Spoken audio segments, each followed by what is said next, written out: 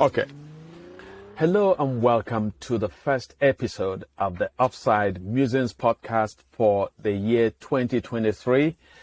We're delighted to have you back with us, and we wish you a wonderful, brilliant 2023. The year is not exactly new, but it is newish still. So we hope that your dreams are working out well, and not just your personal dreams, but our collective dreams as a society, especially dreams for our country, Nigeria. My name is Okey Ndibe.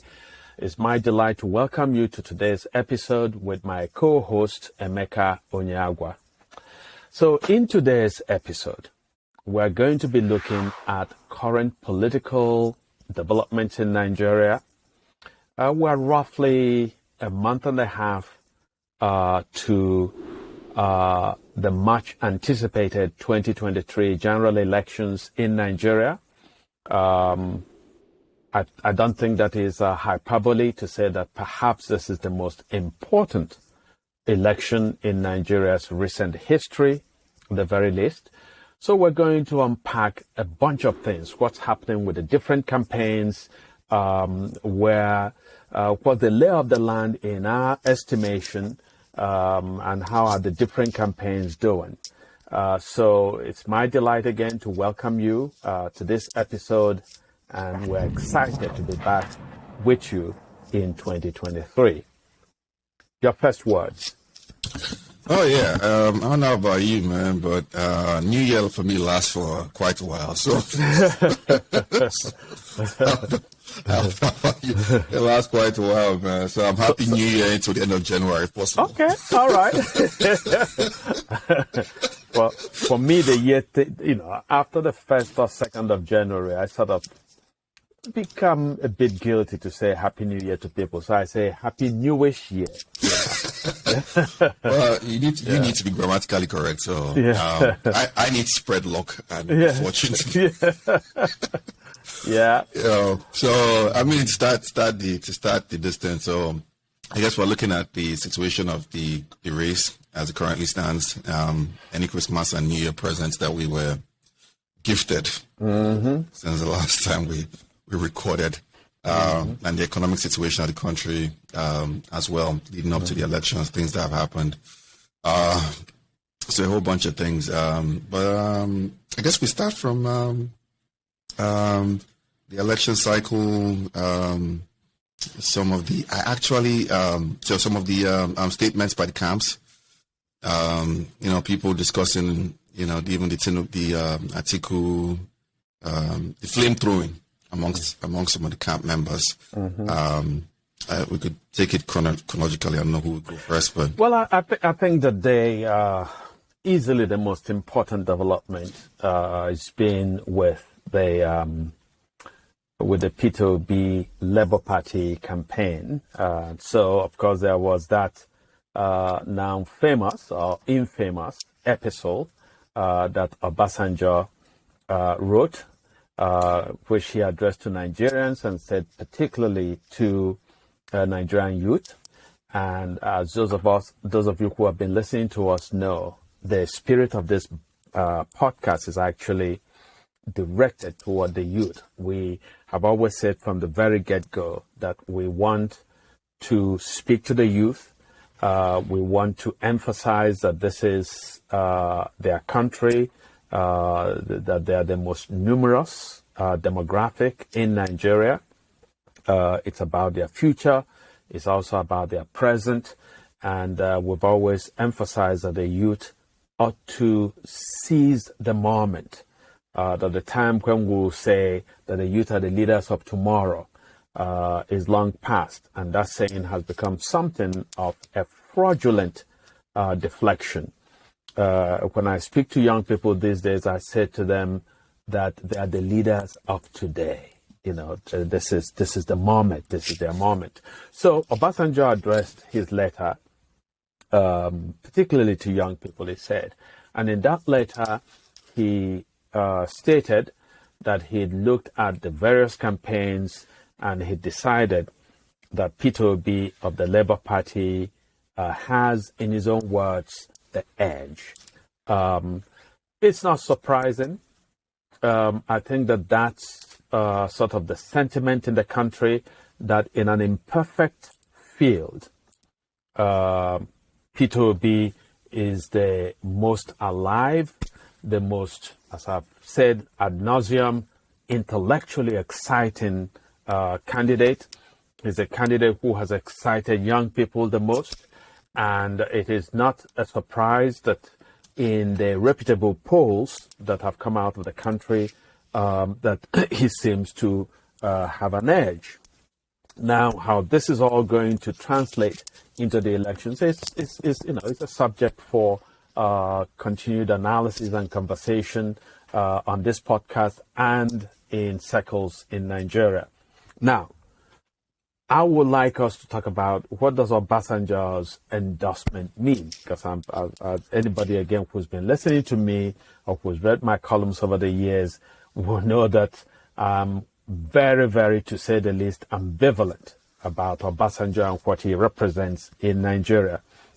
But I sort of found it interesting that all the campaigns had lobbied for Obasanjo's endorsement. When Obasanjo finally cast his lot with Peter Obi and the Labour Party, these parties that didn't get his endorsement turned around and basically said, you don't count, your endorsement is irrelevant. There is a point to it. I don't think that people go to vote and they say, oh, Obasanjo has told us this is his favorite candidate, so this is who we're going to vote for. In fact, I think that properly understood that Obasanjo is the architect of this tragedy that we have in Nigeria, both from when he was president and an imperial president. Obasanjo had the opportunity to set Nigeria on a different footing, and I think that Obasanjo made calculated, grave and tragic moves that Nigeria has not recovered from. In fact, moves that have been then compounded by his successors. And so Nigeria is in a particularly bad place. So one way I look at it is, Obasanjo should not, Obasanjo is part of the problem for me. And yet I think that he has some political capital. I think that some people listen to him both within Nigeria and abroad. So his endorsement has meaning. I don't think that he brings a lot of electoral capital to any campaign, but he does bring visibility. He brings a conversation around any campaign that he supports. He has that kind of name. I also think that Peter Obi must understand, and there's this brilliant article by Azo Ishekwene, the editor-in-chief of Leadership magazine, which I read in Premium Times publication. That piece spoke my mind. It just broke down the Obasanjo phenomenon, and he said that in a sense, this is Obasanjo trying to atone for grievous missteps that he'd made over decades in the country's history. So, this is my opening salvo on what the Obasanjo campaign endorsement of Peter Obi and the Labour Party means. I also think, actually, in a lot of ways, that Edwin Clark's endorsement of Peter Obi, in my mind, had more of a heft and a significance to it. I think that over the years, there's been some measure of mutual suspicion between the Ibo and, if you like, the Niger Delta, the minority groups in the Niger Delta. And some of that mistrust is rooted in the history of the Nigerian Civil War. But over the years, especially in the Jonathan presidency, there was a healing of that rift. And I think that the fact that Jonathan has expressed his affection for Peter Obi in very practical ways. And now that the endorsement came from Edwin Clark, I think is something that perhaps is going to cement this reconciliation, this coming together of the Southeast and what is called the South-South, which, as I've continued to say, is a misnomer. There's nothing called South-South. It's tautological, actually, to say South-South. You can't have East-East, North-North, So the South-South is actually part of the Southeast, And so I think that this consolidation, perhaps, of the Niger Delta and Peter Obi as a candidate who happens to be Ibo, representing, carrying the ticket of the Labour Party, for me, is far more significant in terms of electoral import than Obasanjo's endorsement. Well, those are my opening thoughts. Yeah, I think it's with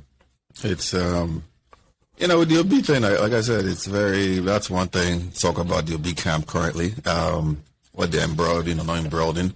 I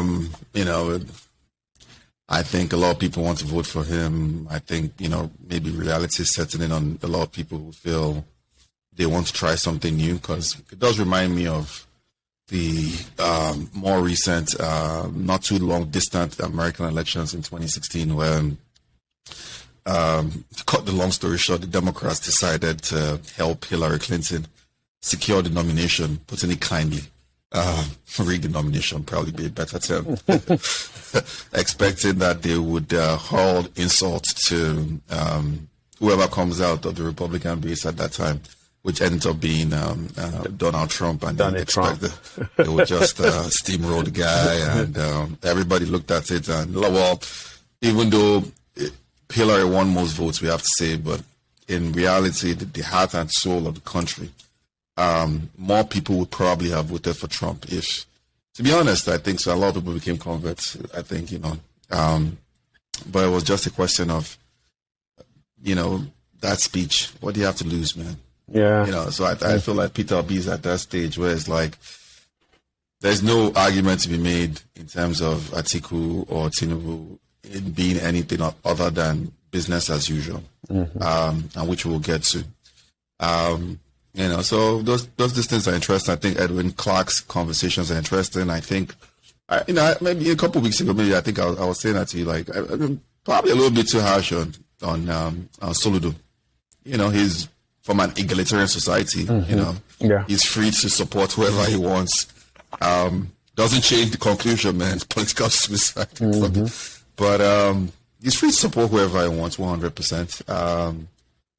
I just feel like it's a very illogical position. Because it came back to me this period because I read statements by Prince Arthur Eze, who is one of those very rich Ibo businessmen, who's talking about Obi won't win and all that, and it just to me spoke of people looking after their own interest. Arthur Eze, given the Nigerian context, clearly didn't become rich by anything but being close to people in power. Patronage. Exactly. So patronage. I tend to use the Toye Falala and Matthew Heaton's History of Nigeria's. They like to use the word rent-seeking. Rent. I like to use that word. That's rent-seeking. So it's a shift in business. That's something I've been trying to articulate for weeks. It's a shift in business, for serious shift. Like some people, if Obi wins, are going to become poor overnight. Almost certainly. They have no way. It will be a different order. It might be good, it might be bad. That's not the point. The point is that they would have no access to that order, top to bottom, and they know it. So they are fighting for their, you could say, social status, because in as much as a lot of people present themselves as businessmen or politicians, and I was going to get to Soludo. Soludo says, he doesn't know about this politics thing. But in as much as people present themselves, which he does, whether he knows or doesn't know, as politicians or businessmen or this thing, a lot of them are there by patronage. Arthur is there by patronage. I had this debates with a lot of people when Soludo won, and I said, and which is similar to what we are talking about in terms of Obi winning. I said Soludo won based on a fraudulent foundation. And people said, well, they don't care. They got the golden child. I said, even if you sincerely believe that he's the golden child, he's on a fraudulent foundation. And what do I mean by a fraudulent foundation? I'd like to know. I'm curious. You have a guy who gets elected by zoning. I think when people rely on zoning or want to break up zoning, whichever way, as far as you are reacting to zoning in whichever way, that to me is fraudulent in itself. If people are like, well, that's what they want, that some people won't have gotten into office and all that. And I'm like, I don't know who would have gotten into office that was that good. And I feel like even if you could point out one for me, I could point out 10 in response to other people who, if minus zoning, they would have not just gotten into office, but done a better job. Soludo waited and believes in this zoning. And you could read from his letter, as let's take, because it was just, at that point, reading the letter was just like, why are you doing this? But, take a step back. Let's take a step back and you read the letter. Essentially, what he's talking about is zoning, which is what produced him, in spite of what, quote unquote, what some people would call him the golden child, which, if we are being honest, after a year of his administration, is anything but a golden child.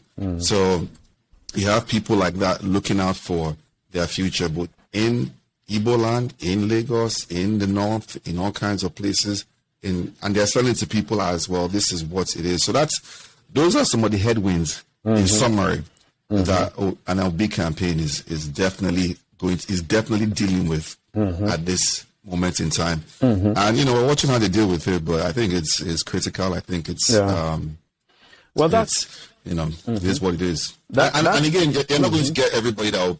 You're going to have people that are entrenched in their positions. There's no two ways. I have relatives, I have spoken about it, that they will discount whatever movement, of whatever movements on the ground, making it seem like there's some kind of economic, political this thing, where the politics essentially is just they want access, they want to maintain access to the funds they are getting, to the rent-seeking opportunities that they have to maintain their social status. Absolutely. So what you just said, your analysis is very, very poignant. Obi's campaign is a very unusual campaign in many ways. Okay, so Obi has benefited from this groundswell of youth enthusiasm, right? So the youth have adopted him as their candidate, even when you make the most modest criticisms of Obi, they don't want to hear it, so he's their man. And as they say, which, the kind of phraseology that I consider really silly, they're obedient, right? And all kinds of politicians are beginning to sort of use the same kind of phrase, So I've seen one or two other candidates running for small legislative offices, and their supporters say that they sort of formulate something in the same manner as obedient, right? So if it is in debate, they say I'm in debate or something. It's a kind of silliness that we find in our politics. So Obi has benefited from that. And there has been this backlash, as you rightly noted, from people like Soludo, from people like Atiku, right? Who have declared that Obi has no shot at winning. And I think I'm intrigued by all of that. And I think that for Soludo, especially as a governor of Anambra State, I think that for Soludo, that the statement that he made, is the statement that is going to stop his political career in the tracks. If it is true that Obi has no shot at the presidency, the fact that Soludo has articulated it, he's going to be punished for it. There's no question about that. His political party, APGA, may well be dead at the end of this next election cycle. I think that from what I hear in my conversations with people who know in Anambra State, that suddenly APGA candidates for national legislative elections and state legislative elections are extremely nervous, because whether you like it or not, Peter Obi has become like the de facto most important Ibo political figure. Okay, and so the fact that Soludo has attacked him and has been the bearer of the news that he's not going to win, right, has so upset a lot of people, especially in Anambra State, which is his home state, that I think that Soludo's party is going to pay a huge price for it. But we're going to see, right? Yeah.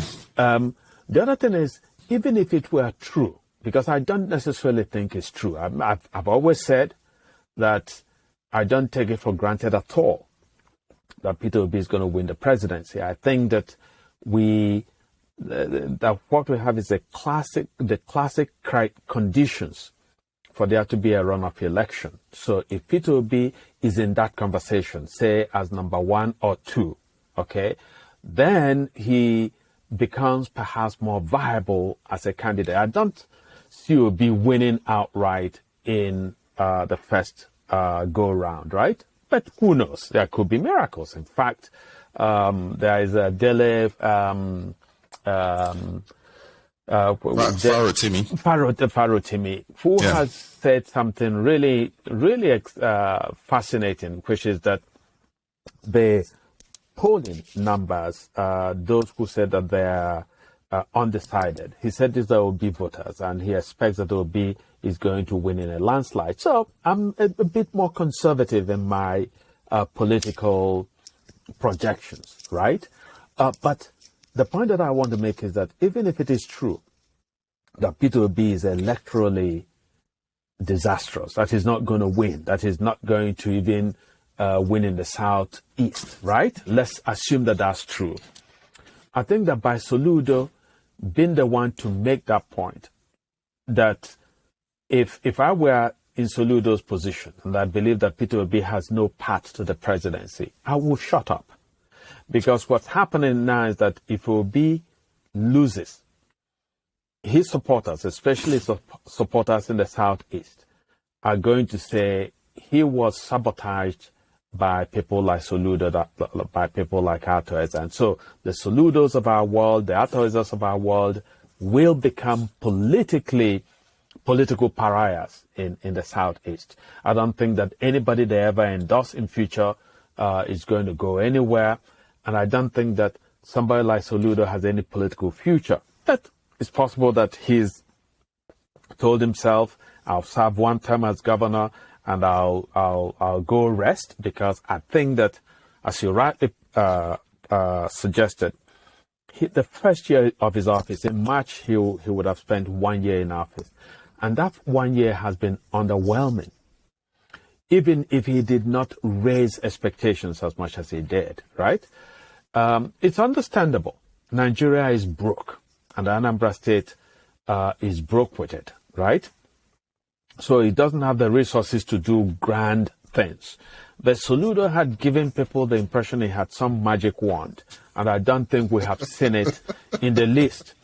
I think that he's made some moves in the direction of controlling the insecurity in Anambra State, which in the early days of his governorship, really, it was as if chaos was overrunning the entire place. I think he's done a fair job of putting the unknown gunmen or criminals and so on a bit in their place, even though during Christmas there were a few shootings in places in Anambra State. But at any rate, there are still parts of Anambra State that are no-go, areas that are controlled by unknown gunmen, essentially. And so the the important indigents of those towns no longer travel home, don't go for funerals, don't go for marriages, and so on. So, so the thing is, if we later on, I would have when we move on to the end after all that, I have a lot of conversations I've had with people that were in Nigeria for Christmas and about the situation there. Yes. Okay, so to sort of conclude, I think that Atoeze and Soludo have made themselves, especially since they're from Anambra State, they've made themselves really politically endangered people, if you like, politically infeasible people by the take on Obi now. One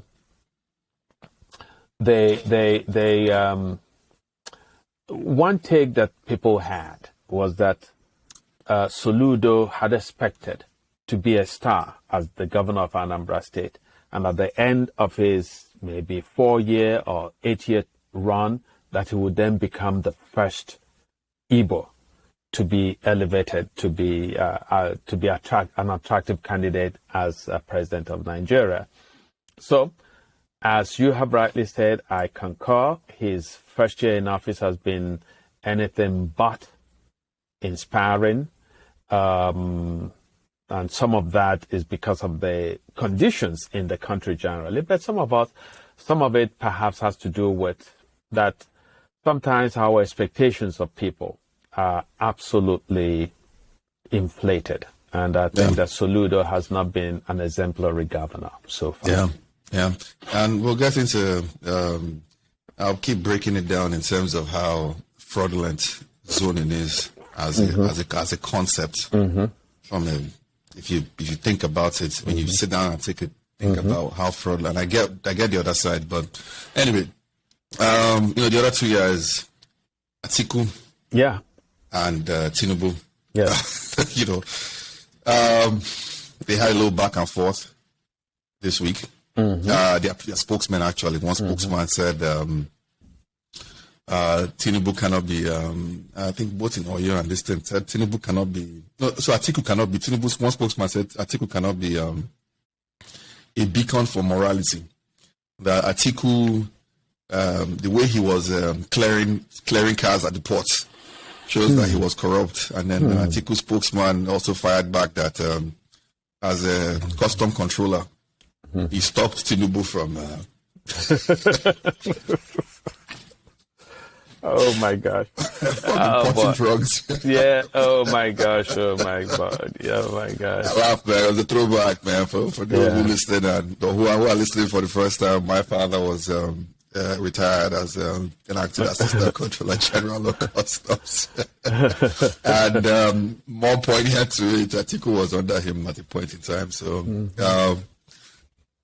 My father never said anything about stopping Tinubu from starting.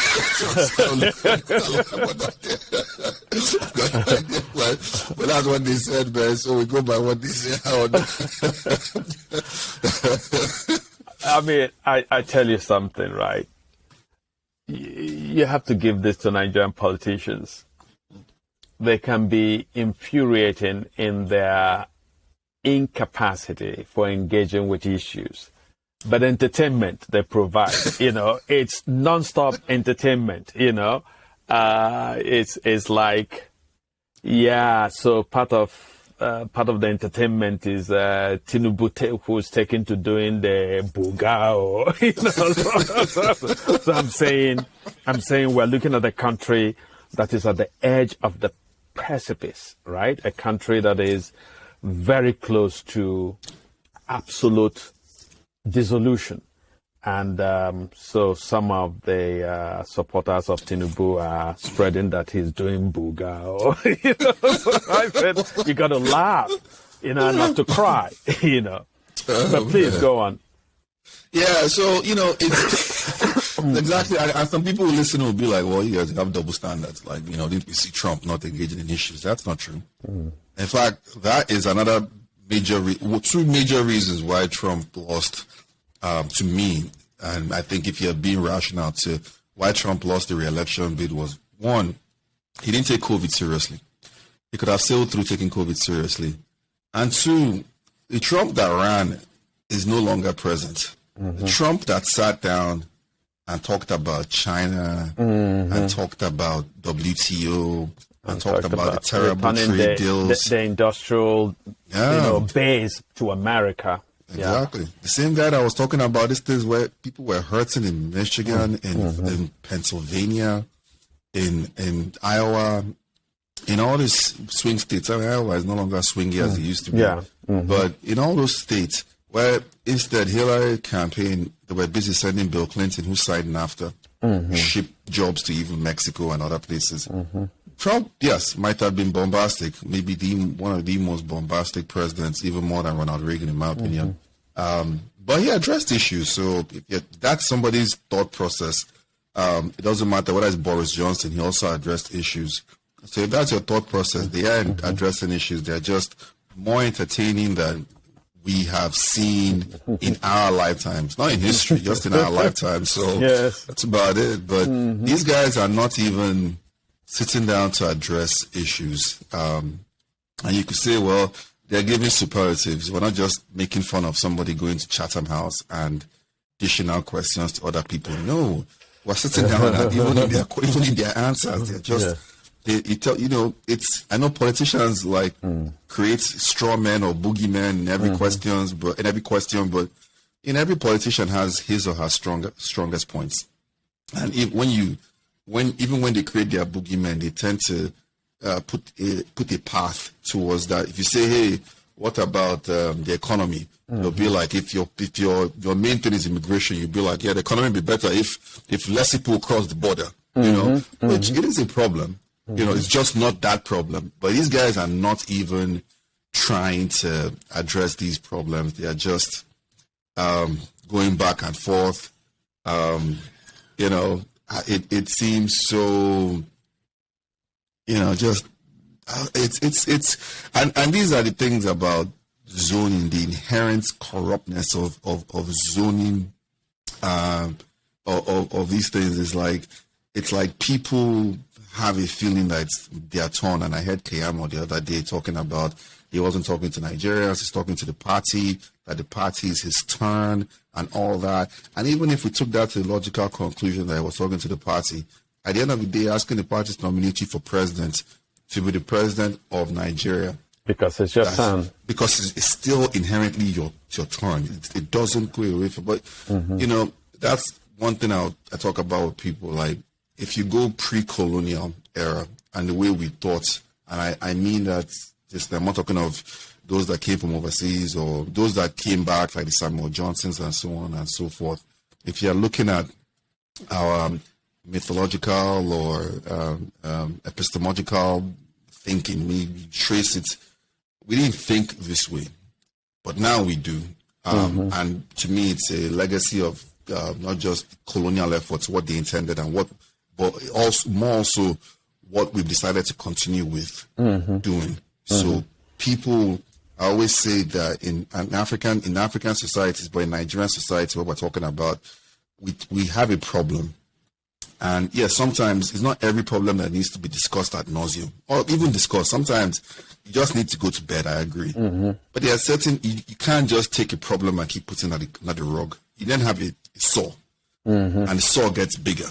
And it gets bigger, and it's akin to the king has no clothes. You convince the king that he's wearing clothes, but everybody can see he has no clothes. You convince each other that you have no problem, but everybody can see you have a problem. And it's been a continuous cycle from, we're talking of independence after the Civil War. It's been a continuous this thing where it's now zoning and all these. So it gets to we're now at the point where economically, it's a mess. And a lot of Igbo people sincerely don't even want. Funny enough, a lot of the Igbo people that I know don't even want Peter Obi to take over because of how messy it is. That's something that it's clearly a few of my friends have shared, right? So there is clearly as per Debanjo has said, that he supports Peter Obi, among other reasons, because he feels that it's a matter of ethnic equity, of justice, that he feels that the Yoruba have had a shot at the presidency, the Fulani have had a shot or shots, and the Niger Delta, and he feels that this will be an epochal or landmark moment when the Ibo, especially after the Nigerian Civil War, are fully integrated into Nigeria by having an Ibo as president.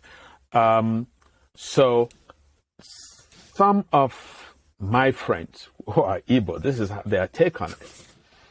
They feel that this is the worst possible time for an Ibo to become president. Now, I happen to, and you and I sort of agree on this, that Nigeria is in such bad shape that what we have always called for is a suspension of the elections, a cancellation of the elections, and the formation of an emergency rescue government, transitional rescue government to fix the country in all kinds of ways. Fix the country constitutionally, fix the country in terms of setting rules of engagement for our continued existence as one nation, or perhaps if there are sections of Nigeria that want to drift away, to set the rules for them for that to happen, because I've never believed in the immutability or sacredness of Nigeria. I'm open to the absolute dissolution of Nigeria into different units. I'm open to that. But if Nigerians can find the energy, the fuel, the sentiment to stay together, then what are the ethos? What would be the defining ethos of such a nation, right? What are the values that should animate the space that we currently call Nigeria? What are the terms of our engagement? And how do we set rules so that in future we don't have a country where a Tinubu will go and use money that is illicitly acquired to start with, or an Atiku to do the same, to buy the nomination of a party by giving delegates $10,000 to $15,000 each. Okay, how do we create a level playing field so that the best expertise in the country, who may not have money, can have a way of rising to the top of the tickets for all kinds of offices? Because we have a country, right, and somebody did this analysis, which is very interesting, which is that Nigeria was a country where the most enlightened and the most knowledgeable and imaginative people had a kind of disdain for politics. And so you have our jagudas going into politics, people who went into politics because they will fail at everything else. And so they went in, they saw all these free resources lying around, and they've stolen so much of it. And they've loved the kind of improbable life that this has given to them, this illicit wealth. And so they will kill to remain in office, right? How do we recreate the country so that we have a different system that then encourages people who don't have deep pockets, but who have amazing ideas, to rise and become leaders, right? So that for me is where Nigeria should be going. So a country that is borrowing money to pay its debts, a country that is printing money to pay its recurrent obligations, is a country that is wasted, is a country that is in such profound crisis. So what I've told people is that even at the best of times, Obi or any other presidential candidate who means well would only be able to make changes on the margins. But the political and economic and security crisis in Nigeria have come to a head in a powerful way. So some of my Ibo friends feel, why is Obi being named as a possible promising candidate when he cannot meet the expectations of Nigerians? So that within a few weeks, at best months, it will be clear to Nigerians that he, as president, is overwhelmed by the problems of the country. And so people would then ascribe to him a failure that is not really his, essentially, but a failure that is structurally built into the country as it is presently constituted. So that's a problem for a lot of people. And that's why in an interview that I did with Rudolph Okonkwo, I did say that Obi was running an intellectually exciting campaign, but that he was overpromising, because you give the Nigerians the impression you know what the problems are, just put me there and I'm going to solve them.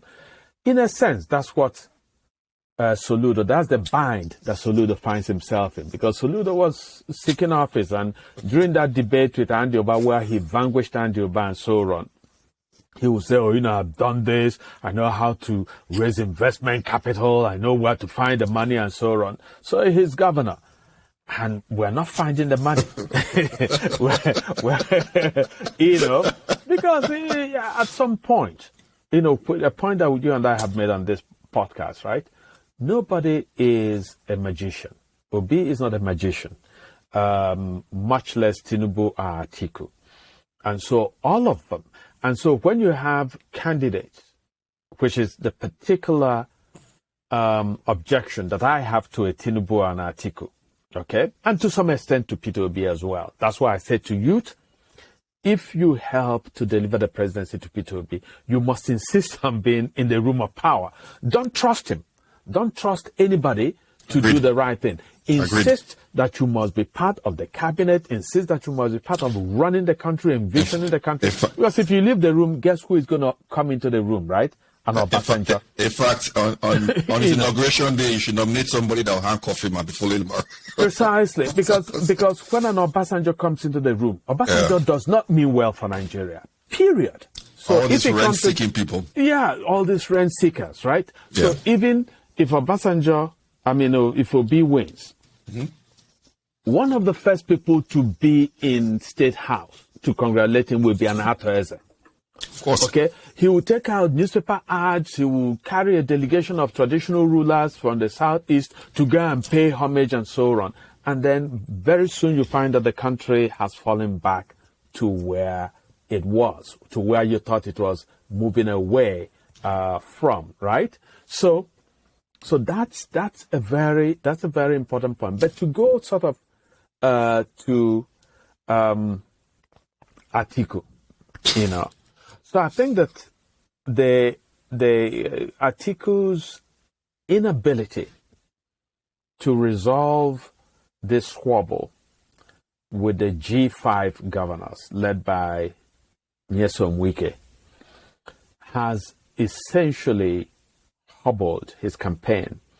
I think Atiku is going nowhere if you find a governor like Autumn who effectively has endorsed Peter Obi. And I think that Benue State, at any rate, will go to a Peter Obi, right? But when you have some governors who are not comfortable with the idea of people like Atiku, people like Buhari, remaining silent about the predations of Fulani herdsmen in different parts of the country, okay?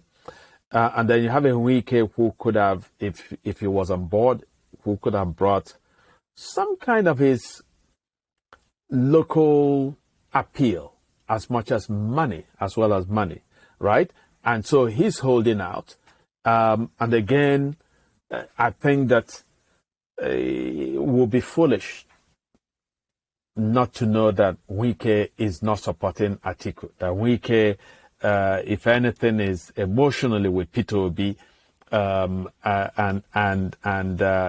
clearly, if you went into the polling booth on the election day, that he's not going to be voting for the presidential candidate of his own political party. So Atiku's campaign remains a non-starter. And then the kind of outing that he had in Anambra State, I think, did him more discredit than credit.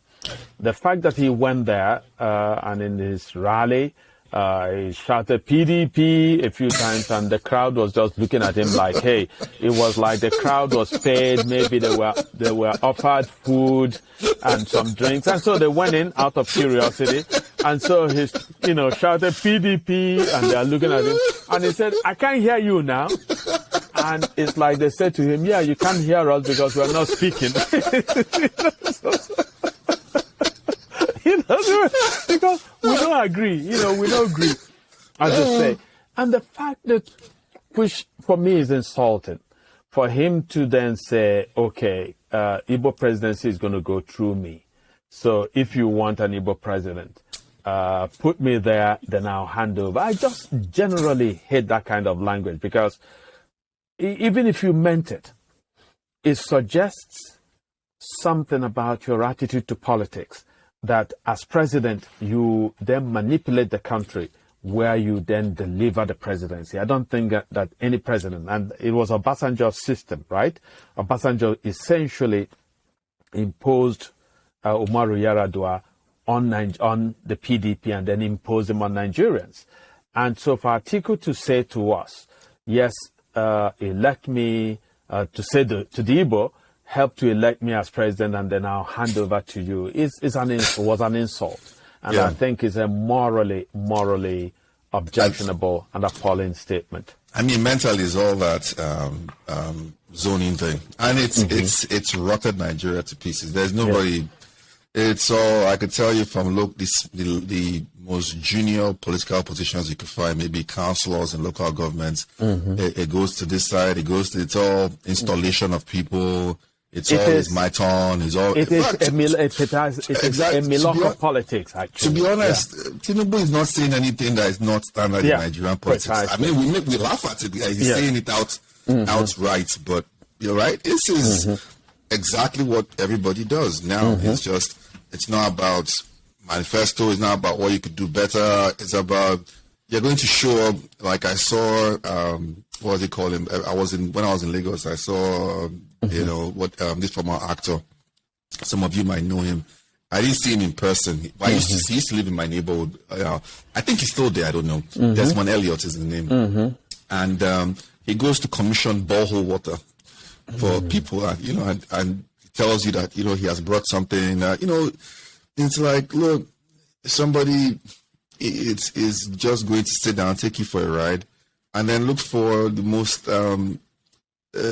backward and dehumanizing project to commission and tell you they gave you 200 desks in a classroom. And, you should clap for them. And some of them actually will say, I built a board crossing over a gutter.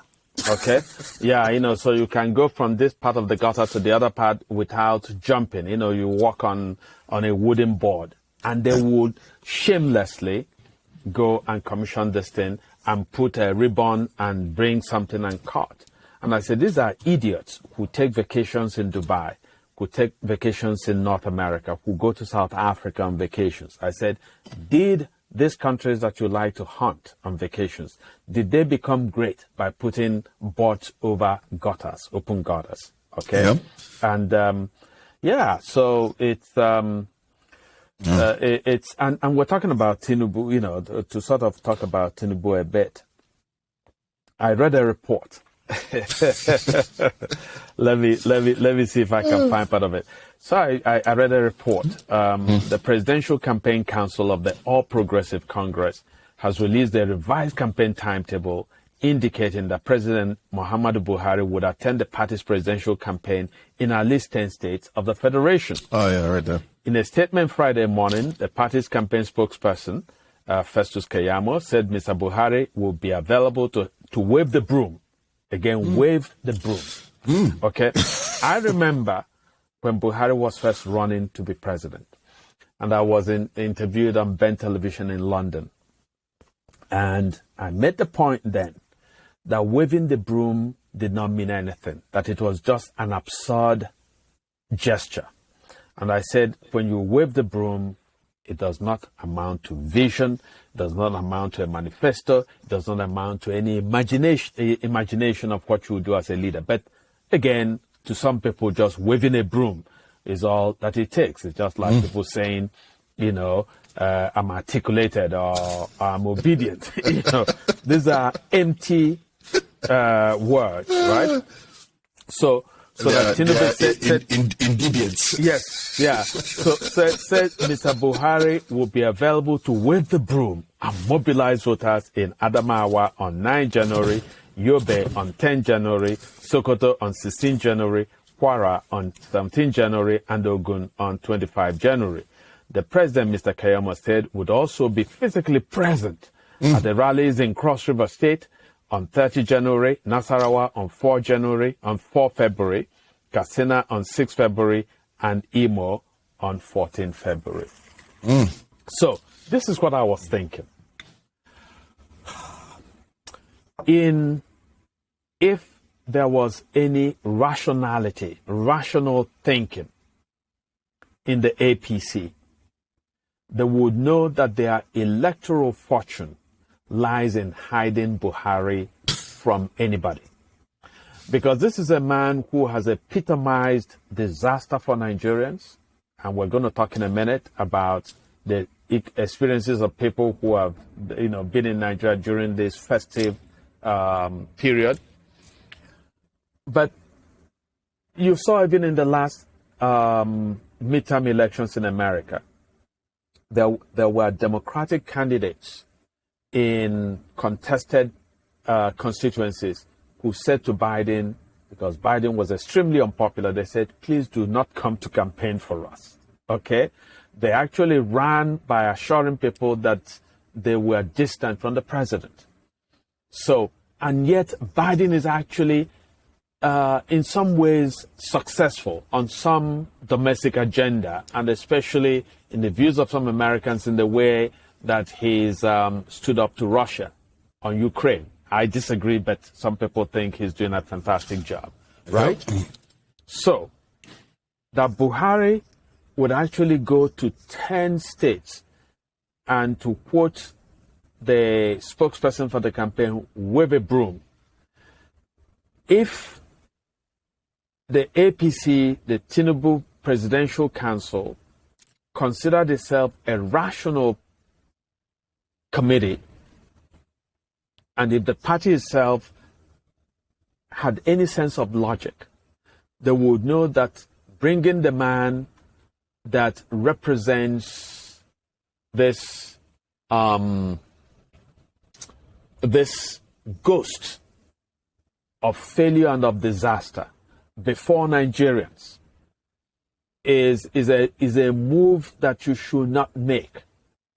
But it speaks to a certain arrogance, a certain unawareness of how disastrous Buhari has been, that the party is actually celebrating the fact that Buhari will show up to campaign for them. I don't know what your take is. I mean, just a sheer lack of, and in some ways, man, I mean, the arrogance in Nigeria is there. People, we talked about it last time and we'll keep talking about it.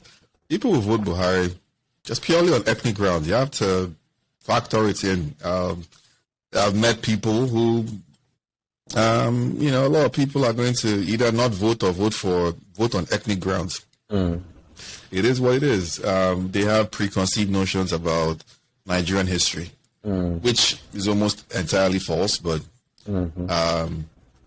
just like I tell people, like even the major ethnic groups, if you talk about Ibos and Yorubas and you read our epistemology, we're actually very much similar, I'd say even 90% similar than we are dissimilar. But, for a lot of reasons, historically, we have been at loggerheads, which you could get into in terms of the way Action Group came in, the NCNC breaks up, the Action Group, the handling of the 1951 and 1953 Western Union crisis, the way both parties, Bola and Zik, handled it.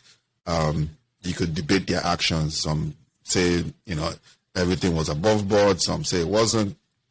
But the handling of it by Zik, the handling of it by Awolowo, created not just factions. And of course, the Civil War. Then the Civil War. And then you already had a 10-year situation where, the way Zeke goes into, all that stuff we'll get into at some point in time. But, it's just what it is that people don't need to be aware because they're going to rely on sentiments. Or they're going to rely, like people ask me, who's going to win? And I said, how is the process going to play out? Yes. Is it going to be 70% legit? Because if it is, I'll put my money at Peter Obi wins in one round. Just because I think it's not anything even, but I just think people want to try something else. They've heard of Atiku since PDM. Atiku has been in politics since the late 80s. Even earlier than that, but he's been known very well with the PDM movement of the late Musa Yar'Adua, the Yar'Adua Foundation, who was his handpicked successor. Tinubu, similar to, has been in politics also since the late 80s into the early 90s. And he has many ballots. Had an incarnation where he was part of the June 12th exile movement. And people remembered him as somebody who represented progress in Nigerian politics. I don't think that having been governor of Lagos State, and especially after he served as governor, that his subsequent activities, turning himself into turning Lagos State into milking cows, and other parts of the Southwest, basically, and how he's come to his inexplicable wealth, that anybody will consider Tinubu today a progressive force. Yeah, and even those that I remember, I was talking with somebody, I was like, one of the last cementing things for Tinubu was the death of Funshaw Williams under mysterious circumstances. Because for those who don't know, Funshaw Williams was somebody who was reputed to actually have won the governorship in Lagos and was likely to succeed Tinubu after 8 years. But I need to go back. I remember when he died. But he was killed under very suspicious and mysterious, and he was executed. And, guys that ran afterwards, the Jimmy Agbajes, they talked well, they talked nice, but they didn't have the complete package to defeat Tinubu at the polls. Funshaw Williams did. And was likely going to, and already likely had already done that. But, that's Tinubu. But I mean, and to go into it, the main mirror of, to segue into it, the main mirror of a APC and a Tinubu is the economy. Spoke with a lot of people, obviously, spoken with a lot of people I have that went to Nigeria for Christmas or were in Nigeria already. They live in Nigeria for Christmas. And they were pointing out and talking about the things that happened that were even worse and specific to this period, from insecurity to the economic instability. I'm not even talking about the minor ones like the Burna Boy concert. So that's all. Yeah. And if you know about that, but, but yeah, I don't know what you. Well, I mean, I know I've heard quite a few things, but I don't know what you've heard. About. Now, first things first, I've heard most people haven't seen. So overnight, the government banned the new currency overnight, and they set a hard deadline. They gave a 3-month deadline, which ends end of this month, and automatically all old notes will no longer will cease to immediately. Which is, again, I didn't stutter. All old, within 3 months, all old legal tendencies of Nigeria will automatically cease to be legal tendencies. Automatically, no appeal, no nothing, no turning in. It is as worthless as paper overnight. And that has been playing out. Some people speculated that it's because Emefiele, who is the CBN governor, who hasn't yet returned to Nigeria after, I think, the UN conference, some people are speculating that he is running away because he tried to be president, or tried to run for president, he didn't get it, and then he's doing this to pay them back. So he hasn't gone back to Nigeria because people want to get him arrested and to neutralize that policy. That's one speculation, but there's a whole bunch of them. But the most important thing is that in a couple of weeks, about 3 weeks, 2 weeks actually, 2 weeks, 14 days, in about 14 days, the country, about 14 days, a little bit over, the currency will cease to be legal tender. And at this time, a large amount of people have never even set their eyes on this. On the new currency. All they keep seeing is 2020, the old ones. 2020, 2021, they haven't seen the new tender, the new currency. In fact, most people, essentially, and another thing was, there was an attempt. First things first, they banned crypto in Nigeria, the same CBN governor, leading up to the conventions, the political nomination conventions. They banned cryptocurrency. Nigeria at that point in time was the number 2 country for crypto usage and adoption. It was number 2. It's all there on the ledger, all that. In fact, by most accounts, Nigeria has surpassed and become number 1. Apparently, they wanted to introduce their own digital currency, CBDC, which failed woefully. It was contracted out to a company in Bahamas or somewhere. It failed woefully. And then now they are struggling in between on banning crypto and doing other things. So the currency also is coming in. It's going to clash with the elections, which Nigerian elections historically, back from the late 40s, in fact, actually in the early 50s, started becoming a cash and carry event. So people had but that's the speculation why they want to arrest Efemefole to get this thing stopped. People stockpile on raw money, on physical paper. And they get their agents and they walk into the polls and they offer you money. But now with these elections, you don't even have new notes. Yes.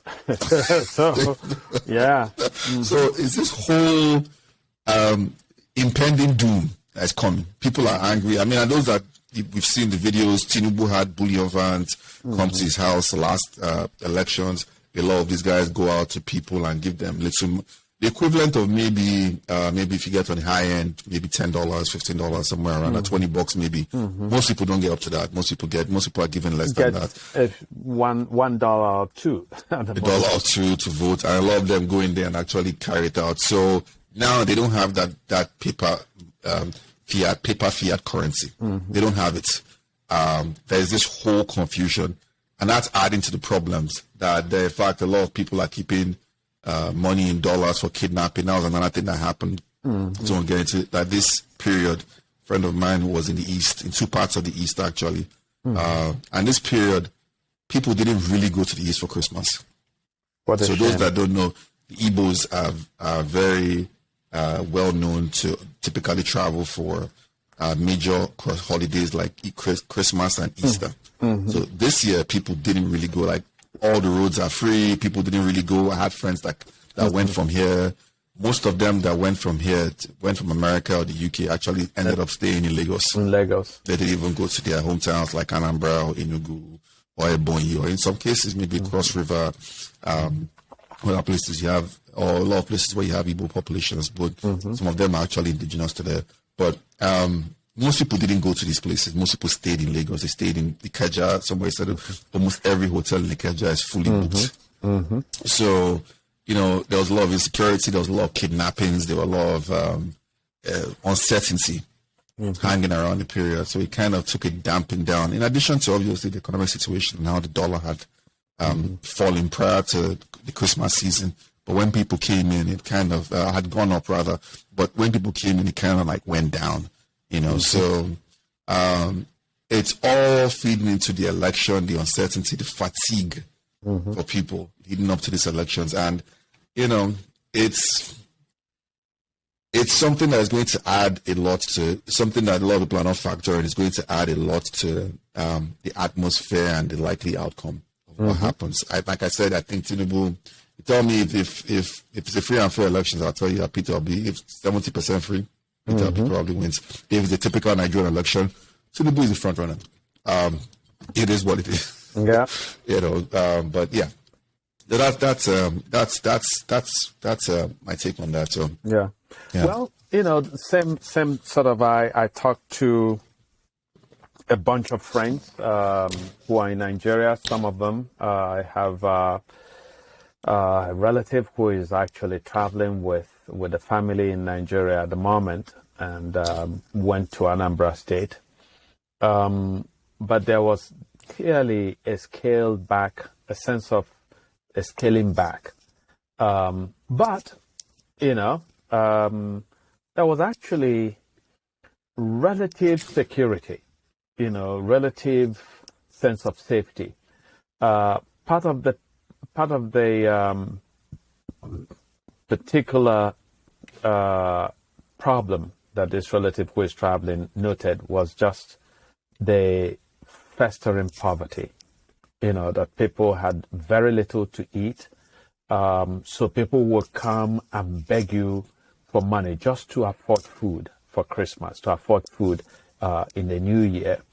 And, in my family, because of my mother and the tradition that she established, in fact, my parents, tradition that my mother carried on for 20-some years after my father died, of just giving, helping our poor people. So we, their children, every Christmas we put together some money, and oh boy, now sleep, you to sleep. No. Okay.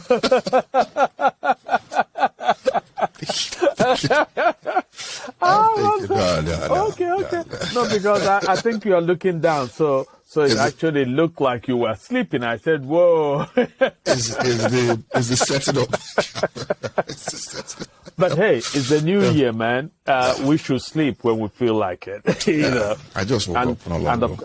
Of course. What people don't understand is that both of us are so busy that we have so much to do that sometimes actually we do this and we have to drink coffee to keep awake. But part of it is, of course, that Nigeria, as I said, is so entertaining that it has a way of keeping you awake. But anyway, to get back to the point that I was making, so the sense of economic privation, destitution, the desperation of the moment in Nigeria was particularly noticeable, and anybody, in America, people complain because often you go to the store and you find that there is a 5-cent increase in the price of eggs, and people, Americans go all crazy. And I say, you need to go to Nigeria, where you go to the market today, a bag of rice sells for 10,000. You come 2 weeks later and it's jumped to 40,000. So it's not just an incremental amount, it's actually a doubling or sometimes a tripling of the prices. I think right now they said a liter of fuel in Nigeria is like $4.50 a liter. It's crazy. $4.50 a liter is close to, what was it? It doesn't sound much, Mr. But that's but if you consider the minimum wage in Nigeria and the economic situation of people, which is why I also say that whatever happens in February with the elections, which I think the presidential elections will be, I think February 25, if I'm not sure. Should be 25th, right? Yeah. So is that there is a lot of hope, a lot of expectation, not hope, a lot of expectation. People expect a kind of laying to rest of the Buhari Ghost, this thing that Buhari has represented. And what Buhari has represented also is this insecurity, that because of Buhari's parochialism, because of his narrow-mindedness, the IPOB movement received a momentum. People felt that this man did not regard the Southeast, did not regard Ibo land as part of Nigeria, did not regard actually the rest of Nigeria outside of his small Katsina enclave as really important as part of Nigeria. And so he's allowed Fulani herdsmen to operate with their absolute impunity in different parts of the north, in different parts of the southwest, in the southeast, and so on, to morph into grabbers of land, rapers of women, and also ultimately kidnappers of people. So Buhari has been a disaster in every way, and the insecurity that you now have in the southeast, where a bunch of groups now arose in the kind of space created by IPOB and his rhetoric. And so you find now an amorphous group that is known as unknown government, nobody knows. They have no fidelity, no fealty to any particular ideology. They just exploit an environment that is ripe for criminality and for violence. And they've made life ungovernable and unlivable in different parts of the southeast as well as different parts of Nigeria. So there's a whole lot resting on these elections. My fear is that the elections are going to come. There'll be, if say P2B wins, there'll be great hurrah. There'll be a huge sense of expectation about the immediacy of change in the country. And it is possible that there'll be that kind of change if Obi allows himself to be large, right? If he allows himself to recognize how little he can change and then invite people who are experts in different fields to come and help him. That's one. I also think that there's a possibility of great change if Obi enlists the emotional support in a real way of Nigerians in the diaspora. And there are lots of Nigerians who have the resources to invest in Nigeria if they see that there is a different kind of leadership. And if he can go to the countries like the United States, look at all the money that America has put in Ukraine. America should actually be persuaded to invest that kind of resources in Nigeria, just in grants. The European Union to invest massively in Nigeria, to forgive the debt that Buhari and the other presidents before him had reaccumulated after the debt renegotiations of the Obasanjo years. If the international community would see serious leadership in Nigeria and invest, just pouring money, because if Nigeria fails, oh my gosh, much of Africa will be in absolute disarray. So I think that it will be in the geopolitical interests of the European Union, of the United States, of African countries itself, of Asian countries, to see, and of Nigerians in the diaspora, as well as Nigerians at home, because some Nigerians at home also have the means. So you have to really harness and husband the human resources of the country, the best minds, attract fiscal investments and so on, to work on power, right? Because if Nigeria has better energy sector, better power production, the industrial capacity of the country is going to take off, right? Because Nigerians are very ingenious, productive, enterprising people. They have simply been sabotaged again and again by the kind of mediocrity that has run their affairs. So that's my last word. Yeah. I mean, that's 100% right. For me, it's just the uncertainty of the. I mean, that part. You're right. You overpromised. You come in 1 year's time. We're talking of you worse than Soludo is now, I guess. But you're not a magician. But another thing is like what we've always said.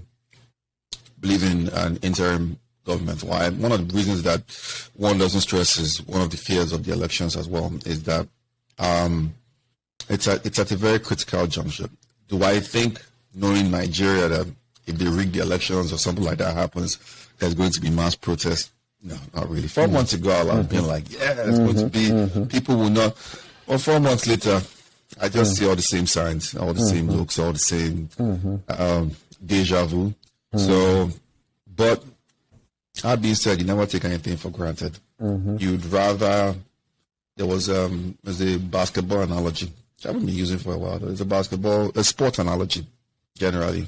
Basketball, football, and soccer in America, but football. They say you have to find a good sport to make a change in terms of you have to know. You were frozen for a minute. You have to repeat the football analogy. Oh, okay, so there's a football analogy. Like you have to know a good sport to make a change. Yeah, I'm making a change in terms of by the time it's undefeated or in everybody or whatever, people have to move. You move people. It's better to move somebody 1 year too early than 1 year too late. When we say, hey, an interim national government, it's better to do this earlier because it's 70 years too late already. Absolutely. Now let the change come on itself. If the change of that magnitude, if it turns into a revolution, great. We're not talking of just, it's better to have a revolutionary political structure that tries to freeze Nigeria than have just a revolution. A revolution could turn out well. I'm not calling for one, but could turn out well. That's what Shore does. It could turn out well. It's possible. But when you roll the dice on a revolution, you really don't know where it's going to end up. The outcome is any guide. Those things end up in wildly. When people look back at the revolution and they're like, man, they start having nostalgia for the evil they had before, you know, and then people end up playing all these devil's games or what's better or what. And I could point to so many current countries that have that situation now, whether it's North Korea, whether it's Iran, so many of them that, and sometimes you have multiple revolutions like the essential, even though you could have different conversations on the French Revolution, you had multiple revolutions inside that revolution. But the reality is you don't know where you've got no idea. It could be Somalia for the next 50 years. It's the same thing when people tell me, I know there's a little bit of time. Maybe we'll get into it later on. The Simon Ekbas, we'll get into it in another episode. Yeah, we'll do a different episode on that. But it's similar to that. Like, if you don't try and address a problem in time, if you let it address itself, you've got no idea. You can't control. That's all I have to say. We don't know if anything sparks tomorrow. We have no idea. Zero. Wonderful. Well, that's a great place to end it, and we hope you've had as much fun as we've had at this inaugural 2023 podcast. And as the year goes on, I think we're going to have more exciting episodes, more exciting conversations. This is the great year of politics in Nigeria, and hopefully there'll be some kind of positive outcome for us individually, but even more importantly, for our nation. We thank you very much for joining the Offside Musings Podcast, and we invite you to stay tuned for future episodes. Have a brilliant day. All right.